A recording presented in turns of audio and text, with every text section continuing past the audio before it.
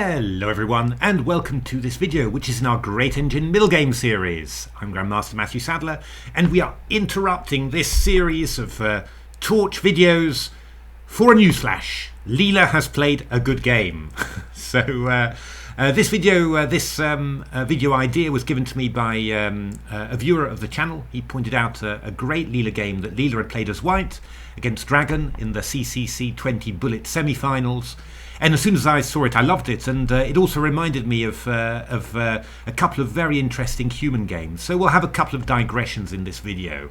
Now, of course, a great Leela game in the good old days. That nothing would have made Mr. Beads happier. Mr. Beads is a grizzled veteran TCC chatter and also known as Leela's greatest fan. However, rumour has it that since he's bought a waterbed at home, he only dreams of fishes at night. So, but anyway, for the good old days, maybe even he will enjoy a great Leela game. So this is the position after 13 moves. We've got white has won a pawn on a7. It's what often happens in these engine games when black gets a slightly dodgy opening, gives a pawn away. But it's not so bad. Bishop h3 has been played to swap off this light squared bishop. Once that light squared bishop goes, then well, black can try and play a move like d5 later, and yeah, maybe get some counterplay somehow.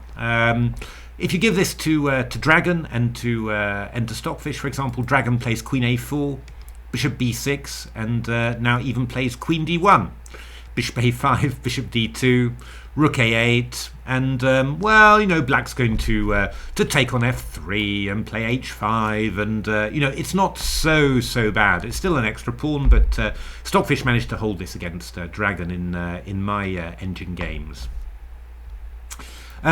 What Leela does, only Leela wants, in actual fact. But it's one of those typical things that you give it to Stockfish, and Stockfish seems to say, oh, you're absolutely right, yes, of course, and then plays it beautifully afterwards. But it's only Leela that really chooses this move.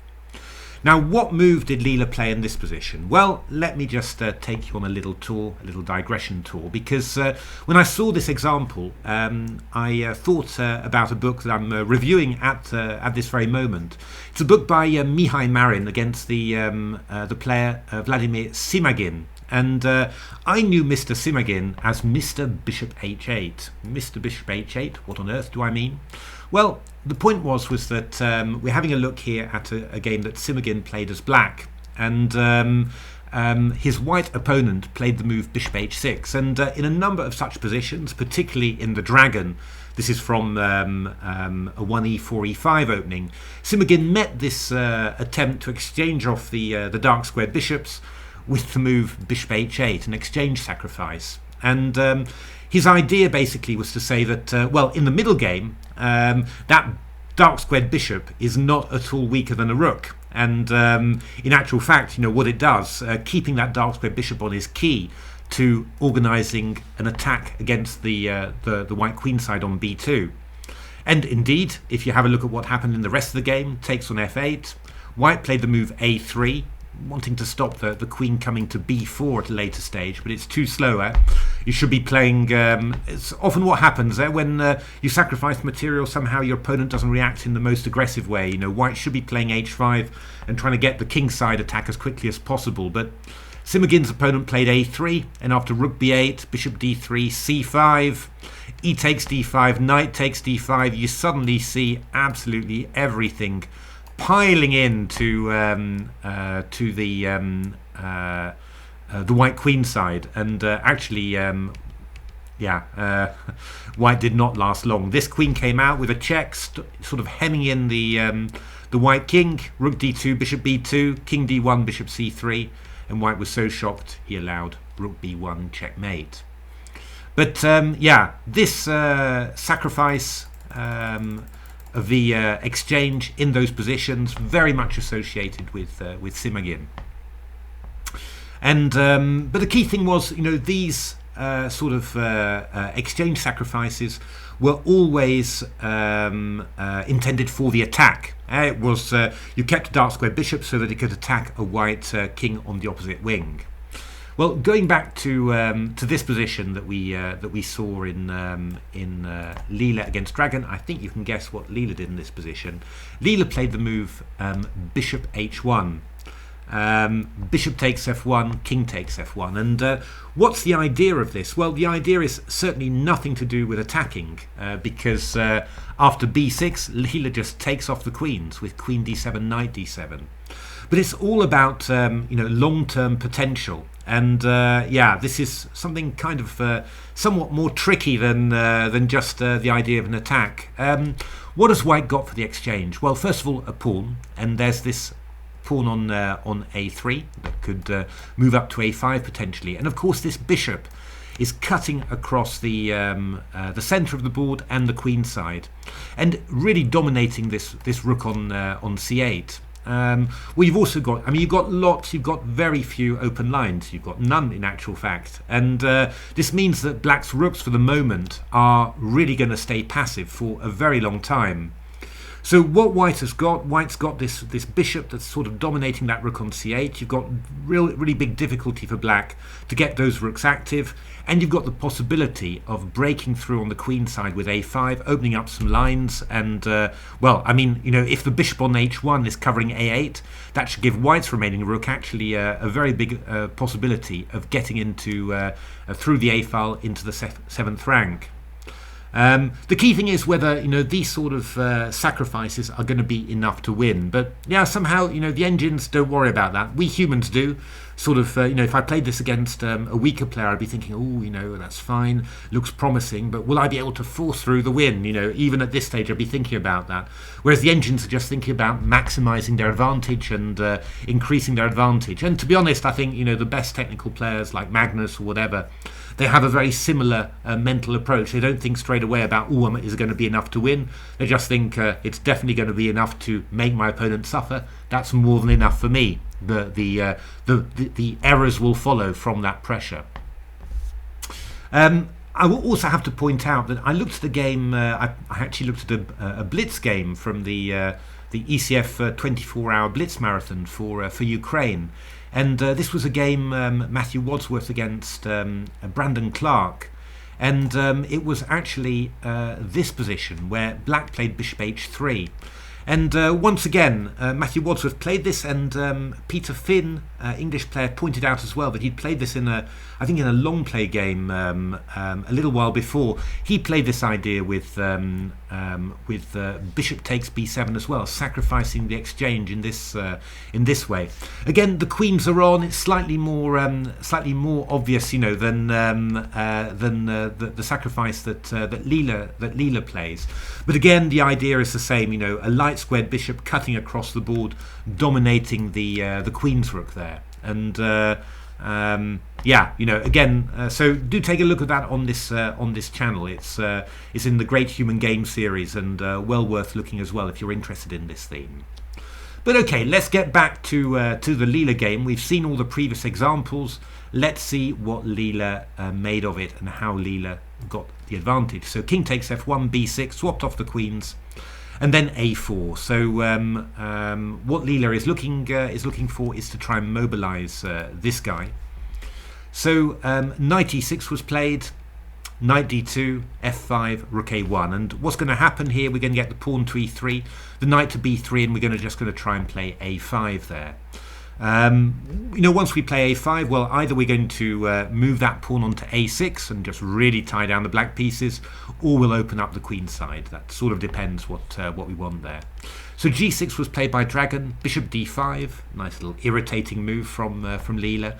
The key thing is, of course, in all of this bishop, we have to keep this diagonal open. That's really the key to White's play. So King F7, Knight B3, Knight F6, Bishop G2, G5, E3, just keeping this knight out of D4. Rook to C7, and now A5. If you just play a move like H5, then Leela was just going to play A5, move the knight in. Now we're looking for something like Knight C6, for example. So takes, and then you can see how powerful this bishop in, stopping the rook from challenging the white rook on the A file. Even though Black's got two rooks, Black cannot challenge for the only open file. So h4, rook a7, king g6, knight d5. We're just swapping off pieces and leaving ourselves with 2 bishops. And rook b8, bishop c6, knight e6, bishop d2. And well, basically the b pawn is going to run, and that's going to be a huge advantage for white. So what Dragon decided to do in this game was to play the move rook c7, and after a5 go rook a7. Just try and exchange off the white rooks. And of course, what white doesn't want is to exchange off any rooks here, because if you exchange off the rook, you play AB, exchange off the rooks, you've opened up the file, but you can't exploit it anymore. So Leela just plays a6. So that basically is going to pin the black rook to this corner. The black rook can't move now, so it's basically completely restricted by a pawn. We've also always got bishop b7 there to completely tie up the black rook if we want to. So that's great. Now the next challenge is, how are we going to open up some more files so that we can actually invade into the black position. But there's loads of opportunities for that. We've got d4, we've got f4, we've got h4, we could even look for g4 and stuff. There's going to be lots of opportunities there. So what Dragon did, Dragon looked for a little bit of counterplay there. Knight d2 and h4, bishop b2 and g4.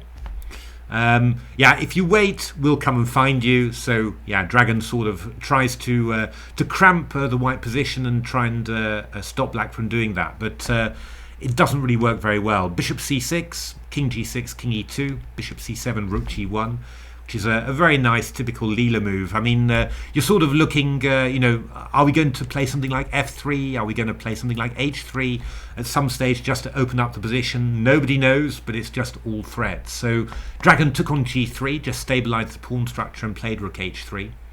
And what I like about it, just in the game, there was a game between Janowski and Marshall that you may have looked at in that series of games I did on Janowski. And Capablanca made the comment about that game that somehow, white was just exchanging off all the pieces, and every exchange made black's position worse. And wasn't totally true in that position, but you understood what Capablanca meant. And well, this is very much what Leela's doing. So Leela just starts exchanging off pieces, removing everything that's active, because you know that at the end of the day what you're going to be left with is this rook that can be blocked in by bishop on b7, and so takes, knight g7, and now e4, which is a very nice move. It's very surgical, really, because black set up this this sort of wall of pawns here, and then Leela's just picking apart the weaknesses. So with e4, you can't play the move f4 here because we just take, and then we've got rook takes g4. So basically you're going to punch a hole in that structure, and that's going to give some white pieces some more room to invade. So bishop d8, e takes f5, knight takes f5, and now this nice move rook h1. So we said before we didn't want to swap off the rooks, but now that we've got this pawn on a6 and we can basically tie up the black rook completely there, we're not really that bothered. That rook on h3 is active, so we'll exchange it. Now Dragon tried to keep the pieces active, but actually Leela didn't even care about giving black a pass pawn on h3 because it's easily coverable. We've got a bishop here, and our king is just going to come round and attack that pawn. So knight f3 here, king f6, king f1. Bishop h6, king g1. I mean, what I love about these Leela games, they're the best ones that Leela plays. I mean, this is all happening at bullet speed, by the way, but it's simply the unhurried thing. Leela ends up picking the opponent's position apart. Pulls a thread, an extra weakness happens, and then in an unhurried fashion, Leela walks for example here, the king around to attack that new weakness, and it's so different to Stockfish's style, but so effective as well. Just incredible, really, that you can have two 3600 engines with such different approaches and both still work so beautifully. So Dragon was getting a little bit desperate here. Knight g7 played, and now a lovely little idea. I mean, you could just come around and grab this pawn, nothing wrong with that, but Leela played the move d4, which is really, really nice. So c takes d4, knight takes d4, aiming for c6. If you take on d4, we just check. King f5, bishop b6, rook e7, and then a7, and this pawn is queening. So you'll just have to give a rook up for that. Actually, in my engine games, this is Dragon against Stockfish. Rook e8, bishop d4 was played, and white's just intending to go b6 to b7, which is also pretty powerful. So Dragon played the move knight f5 and knight c6, rook h7, a7, and well, h2 check played, king h1, and then rook a7 had to be played. If rook h8, we just go anything but knight b8 with a8 queen is pretty good. So Dragon took on a7, rook knight a7, and even in a bullet match, Leela has no problems. Yeah, I mean, Leela would need 0.1 seconds for the rest of the game to finish all this off properly, and certainly did so. So that was that lovely Leela game. I was really impressed by that. I mean, it's lovely to see some sort of idea that sort of mirrored in human practice.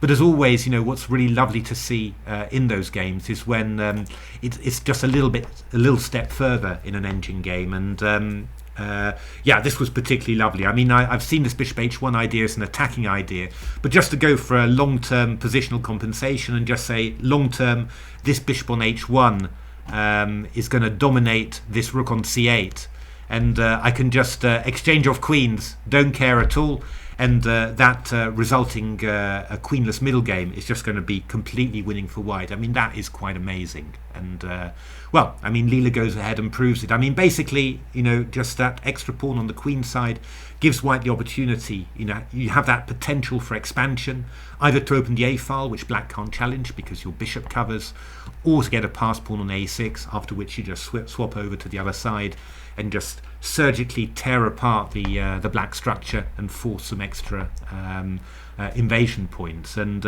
yeah, this move e4 I liked very, very much. Whatever structure black sets up, it's just going to fall apart. But this move e4 I thought was really, really nice. And of course, this move rook h1, and then the unhurried movement. You create an extra weakness, and then afterwards you just move your king quietly there, and another little area of black's position collapses, and then Leela will move on to the next one. Really beautiful technique there. So I hope you enjoyed that, and thanks very much to the viewer who recommended that. I do enjoy it when people recommend games. So do let me know if you have a good one that you think should be dealt with. Can't always promise to deal with it quickly, but it goes on my list, and when I've got some time, I sort of pick it up. So thanks very much there. If you enjoyed it, why not give a like, subscribe to the channel, take a look at my new books, The Silicon Road to Chess Improvement, that's been out for a while, but still very good, and Reengineering the Chess Classics, which is a new one, all about using engines in lots of lovely ways to discover all sorts of new things about classic games. And yeah, I think it's just lots of stuff, unexpected stuff that's been found, and some classic games, some famous ones, but also some ones that you might not have seen but are just simply fantastic as well. So do take a look at that. There's some good sample chapters on the New in Chess website. And otherwise, thanks very much for watching, and hope to see you at the next video. Thanks for watching.